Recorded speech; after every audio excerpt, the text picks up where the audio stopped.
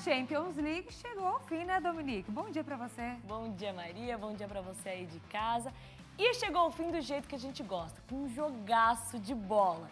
E olha só, com emoção até os últimos minutos. E adivinhem quem salvou a equipe inglesa e garantiu assim o título? Acertou quem respondeu, o Ederson. Ele defendeu a última bola e garantiu assim que o Manchester City fosse campeão pela primeira vez da Champions. Quem aí quer ver um pouco mais dessa super festa?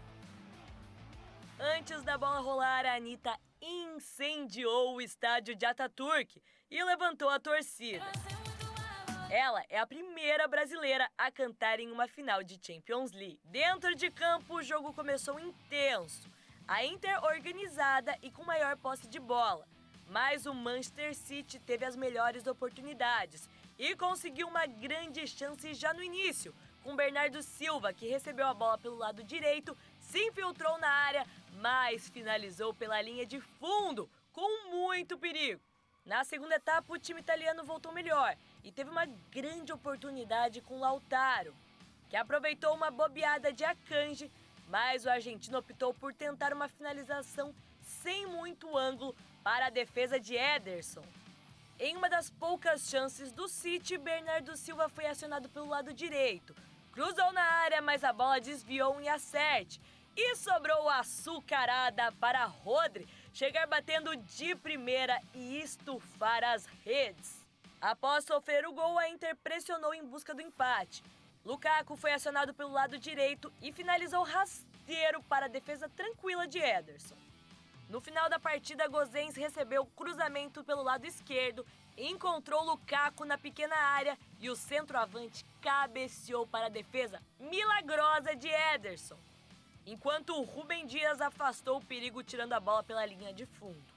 E no último lance, os italianos quase igualaram em cobrança de escanteio, que encontrou a cabeça de Di Marco, mas Ederson outra vez fez grande defesa para garantir assim o título ao clube inglês. Fim de jogo, vitória do Manchester City.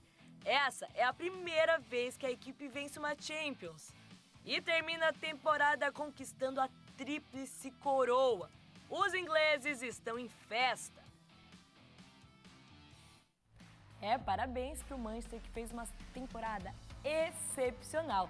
E também parabéns para a equipe do SBT, que fez uma baita de uma transmissão. Agora vamos deixar os jogadores europeus descansarem e falar de Brasileirão, que está a todo vapor?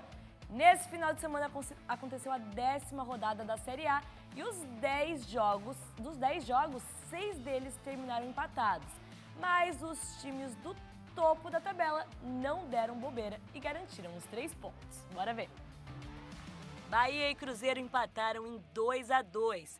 Kaique abriu o placar para o time da casa, mas ainda no primeiro tempo, Bruno Rodrigues deixou tudo igual e o Wesley, dentro da área, virou. Na etapa final, Bahia respondeu quando Arthur Salles aproveitou o rebote do goleiro Rafael e empatou o jogo. Corinthians e Cuiabá ficaram no 1-1.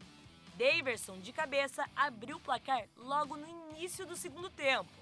E aos 35 minutos, Juan pegou sobra na área e mandou para as redes. Quem também ficou no 1-1 foi o Atlético Mineiro e o Bragantino. Paulinho fez o primeiro para os donos da casa e Sacha, ex-Galo, fez o gol do Massa Bruta. O Botafogo venceu o Fortaleza por 2-0 e segue líder da competição. Os gols foram marcados todos por Tiquinho Soares, um em cada tempo. O Atlético Paranaense ficou só com um gostinho da vitória sobre o América Mineiro. Vitor Roque marcou no início do jogo. Na volta do segundo tempo, Christian fez o segundo gol do Furacão. Wellington Paulista, no rebote após cobrança de pênalti, descontou para o Coelho. E no último lance do jogo, Danilo Avelar garantiu 1 ponto para cada lado. O Palmeiras venceu o clássico contra o São Paulo por 2-0. O Verdão abriu o placar com o Gabriel Menino, que marcou um bonito gol de fora da área. No segundo tempo, após um vacilo de Arboleda, Endrick ficou com a bola e definiu o jogo. O Inter venceu o Vasco por 2-1. Todos os gols saíram na etapa inicial. O primeiro com apenas 2 minutos, quando Wanderson cobrou escanteio e Rômulo anotou para o Colorado. O time da casa ainda ampliou com Wanderson, que pegou o rebote e mandou para as redes. O Vasco reagiu, Rian recebeu na área e descontou. A equipe carioca quase empatou no finalzinho, mas o goleiro do Inter fez uma grande defesa. O Flamengo venceu o Grêmio por 3-0. O resultado foi construído com a lei do ex, no gol de Everton Cebolinha ainda no primeiro tempo. Na etapa final, Pedro saiu do banco para marcar o segundo. O terceiro gol saiu nos últimos minutos, de cabeça com Bruno Henrique, que balançou as redes pela primeira vez após a lesão. Goiás e Fluminense empataram em 2-2. Cano abriu o marcador para os visitantes. Matheus Peixoto de pênalti igualou o marcador. Lima, dentro da área, deixou o Flu na frente outra vez. Mas no final, Alisson de cabeça garantiu o empate.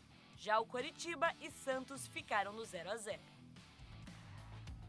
Então, bora conferir como é que tá a tabela de classificação depois dessa 10ª rodada. Na liderança segue o Botafogo com 24 pontos, apenas 2 pontos do vice-colocado Palmeiras. Aí na terceira colocação a gente tem o Flamengo com 19 pontos e o Atlético Mineiro com 18. Nessa rodada, o técnico Eduardo Cudê do Atlético foi demitido e a equipe ainda não tem um novo nome. No Z4, na zona de rebaixamento, a gente tem o Coritiba, Vasco, América Mineiro e Goiás, equipes que estão lutando contra o rebaixamento. E pela Série B, as 3 equipes catarinenses foram a campo. Todas pontuaram, mas enquanto a situação do Criciúma só melhora, a Chapecoense e o Avaí amargam o Z4. Olha só. Ainda na sexta-feira, a Chapecoense foi a campo contra o ABC. O time da casa conseguiu marcar logo no primeiro tempo, quando o Fábio Lima foi derrubado dentro da área e o árbitro marcou o pênalti. Tony Anderson cobrou bem e marcou. O jogo ia se encaminhando para uma vitória do time mandante, até que aos 43 minutos o goleiro João Paulo fez um lançamento em tiro de meta, a defesa do ABC se atrapalhou e Alisson tocou para as redes, deixando assim tudo igual no placar. No estádio da Ressacada, Avaí e Botafogo também ficaram no empate de 1-1.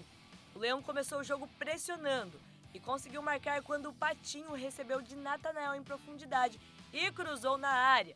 Modesto tentou o toque, mas a bola desviou em Tarek e matou o goleiro Victor Souza. No segundo tempo, após cobrança de escanteio, Salatiel aproveitou sobra e deixou tudo igual. Brigando pela parte de cima da tabela, Vitória e Criciúma entraram em campo. O Tigre começou o jogo indo para cima e dominou as ações. E fez o gol com o Fabinho, que pegou sobra na área e mandou para as redes. Então vamos ver como é que estão os times catarinenses na tabela da segundona. O Criciúma, desde o começo do campeonato, está brigando pela parte de cima da tabela. Está na 4ª colocação com 23 pontos. Vitória importante em cima do Vitória, que também está ali no G4. Aí os 2 outros catarinenses estão na zona de rebaixamento. A Chapecoense entrou agora e está com apenas 10 pontos e o Avaí está na 19ª colocação com apenas 9 pontos. Precisa se espertar se não quiser ser rebaixado para a Série C. E falando da Série C, o Brusque perdeu para o América por 2-1. O Figueirense joga hoje contra o Pouso Alegre. Mas além da partida de hoje é dia de festa no Scarpelli. A equipe alvinegra está completando 102 anos de história. E o presidente do clube, o José Tadeu, falou da alegria dessa data. Olha só. Olá, meus amigos do SBT Meio-Dia, aqui o Tadeu, presidente do Figueirense. É um dia de celebração para o nosso querido clube, seus 102 anos, um clube de história, de glória, de muitas conquistas. Então hoje gostaria de conclamar e parabenizar também a torcida do Figueirense para que venha trazer um calor humano para a gente hoje no Estádio Orlando Scarpelli, porque as nossas celebrações já estão todas encaminhadas, acontecendo, missa, hasteamento de bandeira e corte de bolo, e à noite a gente precisa desse calor humano para trazer a nossa torcida. E o Figueirense vai dar um presente para a nossa torcida hoje, que vai ser uma grande vitória. Grande abraço a todos. Parabéns para o Figueirense, a gente deseja mais muitos anos de vida e muitas conquistas. E tá rolando o Mundial de Surf em El Salvador. Depois de 2 dias intensos de competições, só resta um representante brasileiro. Felipe Toledo está na semifinal e, se vencer, pode assumir a liderança e a lycra amarela. O esporte de hoje tá ficando por aqui, Maria, mas amanhã eu tô de volta. Combinado então. Até amanhã, Domi. Até, tchau, tchau!